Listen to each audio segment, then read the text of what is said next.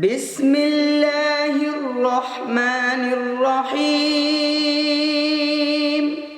أقم الصلاة لدلوك الشمس إلى غسق الليل وقرآن الفجر إن قرآن الفجر كان مشهودا ومن الليل فتهجد به نافلة لك عسى أن يبعثك ربك مقاما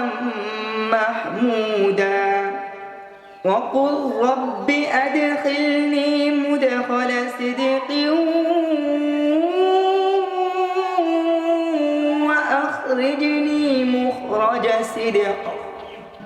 وأخرجني مخرج صدق